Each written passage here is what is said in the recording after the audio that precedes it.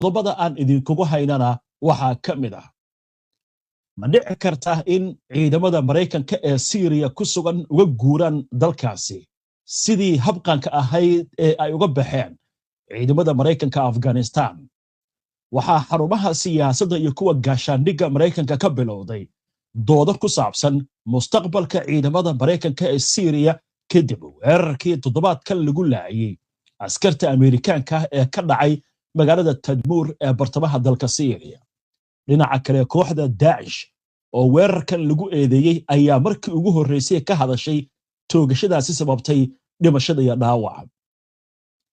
haddaba warbixin iyo wararkii ugu dambeeyay amuurahan oo qabiir military oo ka hadlayo ayaan idinkugu haynaa qaybta dambe ee barnaamijka ee xubinta faraaqaynta wararka kalena waxaa ka mid ah sirdoonka Israa'iil oo gacanta ku dhigay nin Ruusha oo lagu eedeeyay in uu Iiraan u basaasayay weerar kale oo dhimasho sababay oo Mareykanku uu ka fuliyay xeebaha Pacifiga xilli ay taagan tahay xiisadda Venezuela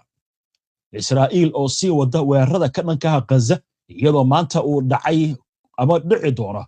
kulan ay yeelanayaan wafuud ka socota Mareykanka Turkiga Qatar iyo Masar oo looga hadlayo arrimaha xabajoojinta iyo in loo gudbo wejiga labaad ee qorshaha Trump Ruushka oo si cad mar kale u shaaciyay in cidna aan loo gacan gelin doonin madaxweynihii hore ee dalka Syria Bashar al-Assad oo Moscow ku jooga magagelyo dhanka bini'aadantinimada ah kadib markii uu ka baxsaday dalkaasi dabayaqadii sanadkii aynu ka soo gudubnay dhammaan wararkan iyo qodobo kale oo faahfaahsan iyo wixii warah ee soo kordhay intaynu hawada ku jirno ayaan idinkugu soo gudbinaynaa barnaamijka iyadoo madaxa guddiga xuquuqda aadanaha Volker Turk uu ku tilmaamay weeraradani kuwa aan la aqbali karin waatahay markan aynu eegno xaggaas iyo wararka la xiriira Ruushka iyo Syria tan iyo bishii December ee sanadkii ina weedaartay 2024 madaxweynihii hore ee Syria Bashar al-Assad waxa uu ku sugnaa waddankaasi Ruushka kadib markii magagelyo dhanka bini'aadantinimada uu ka helay dalka Ruushka waxaana laakiin soo baxayay muddooyinkii ugu dambeeyay in dawladda cusub ee Syria ay hogaamiyo Ahmed al-Sharaa ay dalbanaysay in loo soo gacan geliyo Bashar al-Assad si loogu qaado dacwado la xiriira gabadfulo iyo tacaddi xukunkiisa uu ku kacay intii xilka uu hayay haddaba war cusub oo mowqif ah oo arrimaha la xiriira ayaa waxa uu ka soo yeeray dhanka Ruushka safiirka Ruushka ee Ciraaq Elbrus Kotrashev ayaa hoosta ka xariiqay in Moscow aysan dhiibi doonin madaxweynihii hore ee Syria Bashar al-Assad iyadoo sheegtay in la siiyay magagelyo dhanka bini'aadantinimada ah Kotrashev ayaa warbaahinta Ciraaq u sheegay in go'aanka Ruushka uu yahay mid kaba dambaysa isla markaasna aan laga wada hadli doonin in Assad loo gacan geliyo maamulka Suuriya safiirka ayaa carabka ku adkeeyay in magagalyadu ay tahay mid bini'aadanimo oo kaliya isla markaasna aan loo ogolaan doonin Assad waxa uu dhanka siyaasadda ah ama warbaahineed inta uu ku sugan yahay dalka Ruushka go'aankan ayaa lagu sheegay mid lagu gaaray wadaxaajood lala yeeshay maamulka kumeel gaarka ah ee Syria halka Ruushka dhowr jeer uu diiday codsiyo ku aadan in loo soo gacan geliyo Assad ayaa u baxsaday Moscow kadib burburkii maamulkiisa dabayaqadii 2024 mas'uuliyiinta Ruushka ayaa sheegay in magagalyadu ay damaanad qaadayso amnigiisa balse aysan siinin difaac dhanka siyaasadda ah mowqifkan ayaa muujinaya taageerada joogtada ah ee Moscow u hayso Assad inkastoo ay jiraan xoogag Suuriyan ah oo dalbanaya in dib loogu soo celiyo dalka si maxkamad loo horkeeno wararka la xiriira Ruushka ayna ku soconay markale waxa la sheegayaa Israa'iil in lagu qabtay nin u dhashay Ruushka oo u basaasayay waddanka Iiraan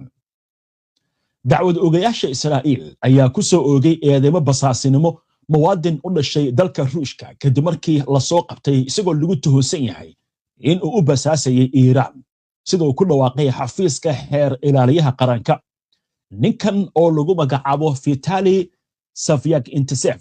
isla markaasna ku joogay Israa'iil ogolaansho shaqo ayaa lagu eedeeyay inuu sawir ka qaaday goobo xasaasi ah oo Israa'iil ku yaal isla markaasna uu gudbiyay wakiil uu shaqaynayay oo reer Iiraan ah labada dhinac ayaa xiriir basaasinimo ku jiray 6 bilood ee ugu dambeeyay ilaa iyo 4 December xilligaasi oo ninkan la qabtay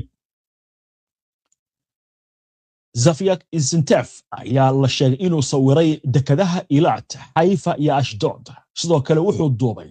muuqaalka warshada shidaalka ee Haifa iyo maraakiib ciidan oo Mareykanka iyo Israa'iil ay leeyihiin isagoo markasta lacagta ku qaadanayay nidaamka lacagaha digitalka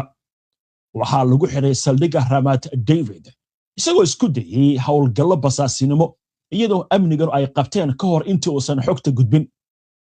baaritaanka ayaa waxaa si wada jir ah u maamulaya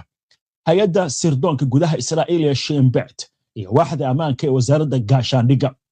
eedeysanaha ayaa hadda lagu soo ogay dacwado la xiriira macaamil arrimo sirdoon iyo xog u gudbinayay sida hadalka loo dhigay cadowga ma jiro wax war ah oo ka soo baxay Ruushka iyo Iiraan oo ku aadan arrintan xagga Gaza bal haatan aynu qooraansanno iyadoo la sugayo waxaa ka soo bixi doona kulanka maanta magaalada Miami ka dhici doona ee ku saabsan Gaza ciidamada Israa'iil ayaa sii wada weerarada kala duwan ee ka socda magaalooyinka Khan Yunis iyo Rafah ee koonfurta Gaza ilo maxalli ah ayaa sheegay in dayuuradaha dagaalka Israa'iil ay duqeeyeen deegaanka Bani Suhayla ee bariga Khan Yunis isla markaasna madaafiic culus ay ku rideen qaybo ka tirsan bariga magaalada sida ay qortay wakaaladda wararka Falastiiniyiinta ee Wafa waxaa sidoo kale lagu daray warka in maraakiibta dagaalka Israa'iil ay si xoogan rasaas ugu fureen xeebta Khan Yunis halka maraakiib kale oo Israa'iil ay leedahay rasaas ay ooda uga qaadeen doonyaha kalluumaysatada reer Gaza gaar ahaan dhanka Rafah dayuuradaha dagaalka ayaa sidoo kale weerar culus ka fuliyay magaalada Rafah iyagoo adeegsanaya rasaas culus lama soo sheegin wax khasaaraha oo ka dhacay ama ka dhashay weeraradan dhacdooyinkan ayaa imaanaya xilli ergeyga Mareykanka Stephen Witkoff maanta magaalada Miami uu kula kulmayo mas'uuliyiin ka kala socda Qatar, Masar iyo Turkiga si looga wada hadlo wajiga xiga ee xabajoojinta Gaza sida uu sheegay mas'uul ka tirsan aqalka cad ee looga arrimayo waddanka Mareykanka Qatar iyo Masar oo dhexdhexaadiyaasha heshiiska xabajoojinta ka mid ah ayaa dhawaan ku baaqay in loo gudbo wajiga labaad ee heshiiska kaas oo ku salaysan qorshaha madaxweynaha Mareykanka Donald Trump oo ah in ciidamada Israa'iil ka baxaan Gaza lana geeyo ciidamo caalami ah oo xasiliya amniga xabajoojinta u dhaxaysa Israa'iil iyo Xamaas ayaa ah mid weli cagab adag aan ku taagnayn iyadoo labada dhinac ay isku eedeynayaan jabinta rasaas joojinta halka xaaladda bini'aadantinimo ee Gazana ay tahay mid aad u liidata waa tahay wararkaas intaas aynu kaga gudubna waxaan u gudbaynaa xubintii falaqaynta iyo weliba warbixin ku saabsan Daesh oo markii ugu horeysay ka hadashay weerarkii lagu laayay askarta Ameerikaanka ee ka dhacay bartamaha waddanka Syria waan isku soo laabanaynaa intaan u gudbin wararkaas aynu ku hakanno qadar xayisiin stuudiyaha koowaad barnaamijyadeena waxaad ka heli kartaan bogagga bulshada ee internetka sida YouTube-ka, Facebook-ka, Twitter-ka iyo Telegram-ka warbixino qoraal ah warar faclooyin iyo macluumaadyo kale waxaad ka heli kartaan barta internetka aynu ku leenahay ee www.hbnonlinetv.com ku xirna HBN oo ka dhigo wehelkaaga wararka waa hagaag waxaa markii ugu horeysay kooxda Daesh ay ka hadashay weerarkii lagu eedeeyay kooxdu inay fulisay ka dhacay bartamaha dalka Syria halkaasi oo lagu laayay askar Ameerikaan haddaba kooxda ayaa sheegtay in dilka askartaasi Mareykanka ee ka dhacay magaalada taariikhiga ee Tadmur ee Syria uu yahay dharbaaxa ku dhacday ciidanka Mareykanka iyo kooxaha hubaysan ee Syria ee ka soo horjeeda kooxda taasi oo ahayd faaladii ugu horeysay ee dhacdadan ay kooxda ka bixisay laba askari oo Mareykan ah iyo turjumaan rayid ah oo Ameerikaan ah ayaa lagu dilay Sabtidii weerarka sida uu sheegay militariga Mareykanka kadib markii weeraryahanku uu beegsaday waa ninka weerarka fuliyay kolay ay wateen ciidamada Mareykanka iyo kuwa Syria oo marayay deegaanka Tadmur ka hor intii isagana aan la toogan saddex askari oo kale oo Ameerikaan ah ayaa ku dhaawacmay rasaasta qoraal lagu faafiyay kanaalka Telegram-ka ee Daesh habeennimadii xalay kooxdu ayaa ku eedeysay Mareykanka iyo xulafadiisa ku sugan Syria in ay noqdeen hal saf oo midaysan waxayna adeegsadeen hadal diimeed si ay weerarka ugu muujiyaan waqti go'aan ah oo lagu tala galay in lagu tirtiro shakiga taageerayaashooda dhexdiisa ku jira inkastoo aysan kooxdu si cad u sheegan mas'uuliyadda weerarkan warbixintan oo ay daabacday shabakadda wararka ee Sharq al-Awsat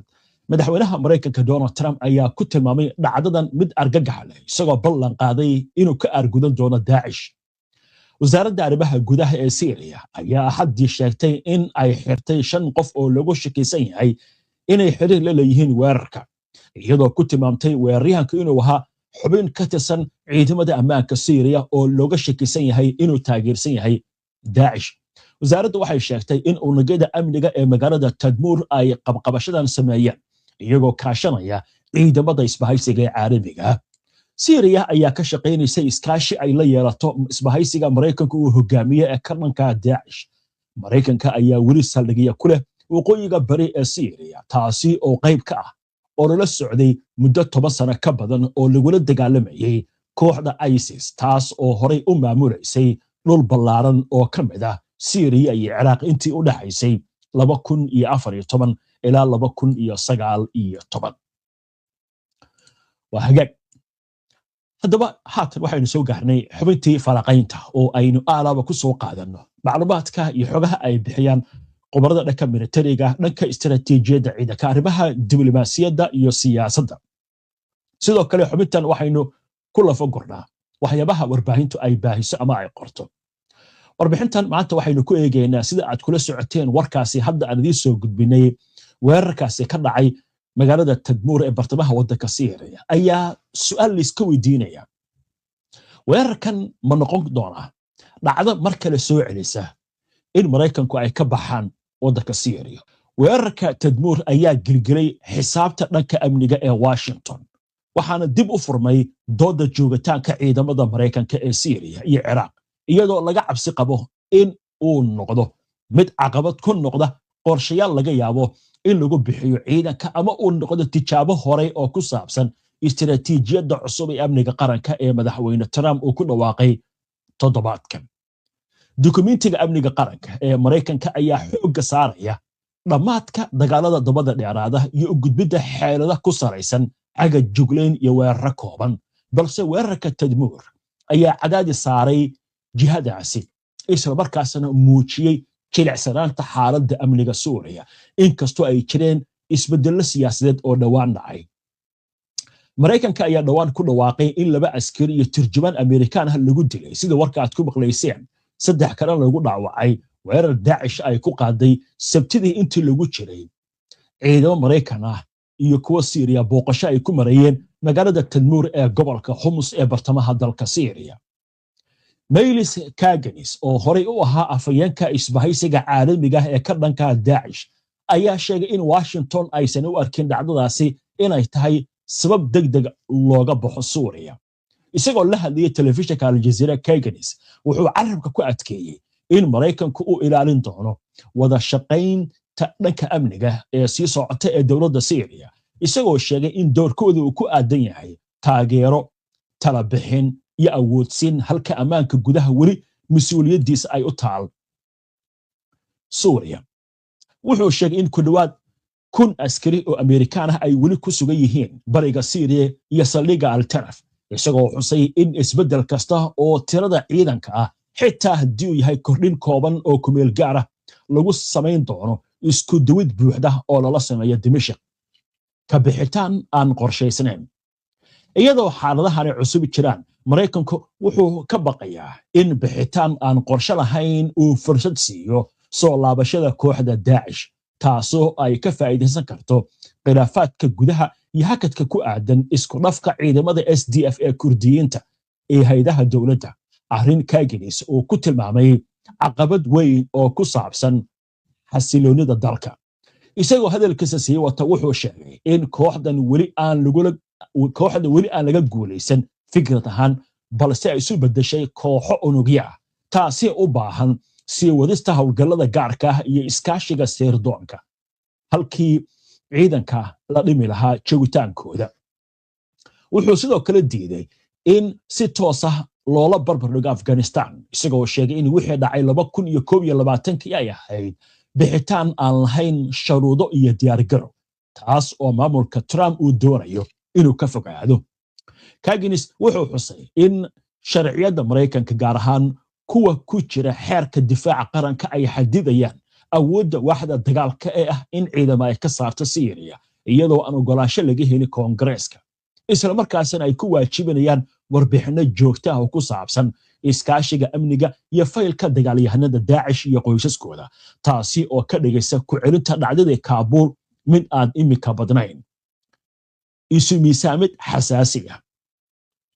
sida uu sheegayo qorshaha isbahaysiga caalamiga ah ee uu soo bandhigay Kaginis saamaynta weerarka Tadmur waxay gaaraysaa xitaa Ciraaq sidoo kale maadaama isbedel kasta oo ku yimaada joogitaanka Mareykanku uu ku xiran yahay miisaano amni oo xasaasiya iyo heerka khatarta xuduud dhaafka ah ee u dhaxaysa Syria iyo Ciraaq. Washington sida uu sheegay waxay door bidaysaa isku meelayn istiraatiijiya halkii ay ka qaadi lahayd bixitaan buuxda taasi oo damaanad qaadaysa cadaadis joogto ah oo saaran Daesh isla markaasna ka hortagaysa in ay dib isu ballaariso ama ka faa'iideysato farqi dhanka ammaanka oo ka dhasha halkaas. weerarka Tadmur wuxuu dowladda Mareykanka iyo xulafadiisaba gelinayaa tijaabo adag oo u dhaxaysa rabitaan lagu sheegay in lagu yareynayo qarashka military iyadoo aan la dayicin dagaalka ay Washington ku sheegtay inay kaga guuleysatay kooxda iyo baahi jirta oo dhanka dhulka ah si looga hortago dib u soo noqoshada xaalada bixitaan degdeg ah. sida uu sheegayo Kaginis wuxuu tilmaamay raadkii Afghanistan in weli uu muuqdo dooda ka socota Washington ee loo arko tusaale fashilna aysan jirin calaamado muujinaya go'aan degdeg ah oo dib loogu laabanayo xaaladaasi ama ka soo muuqata Suuriya iyo Ciraaq. waxayna tan u muuqataa sida qobarada ay sheegayso laba daran mid dooro oo ah in maamulka Trump uu doonayo in uu dhimo dhaqaalaha ku baxa ciidamada Mareykanka ee ku sugan bariga dhexe iyo xaaladaha amni ee ka jira gobolka. tusaale ahaan Syria cunaqabatayntii baa laga qaaday. Mareykanku wuxuu doonayaa inay noqoto isbahaysi isaga ku dhow isla markaasna meesha looga saaro saameyntii Iran. laakiin calaamadahaasi oo idil waxay muujinayaan laba daran mid dooro inay haysato madaxweyne Trump. ma dhaqaalaha ayuu beeqaamiyaa oo ciidanka ayuu dhimaa ama ka saaraa meesha mise Daesh ayaa dib u soo laabata Iran saameynteedina dib ayay u soo laaban karta ayaa la leeyahay markaa. waynu arki doonaa dariiqa u qaada Trump. inta ayaan ku soo gabagabeynayaa barnaamijkii wararka maanta waana ku mahadsantihiin daawashada barnaamijka. si aad ula socoto wararkan barnaamijyadan iyo macluumaadka aynu halkan ka soo gudbino haddii aad ku cusub tahay baraheena bulshada ama horay aadan ugu xirnayn hadda ku soo biir. waa inoo barnaamijka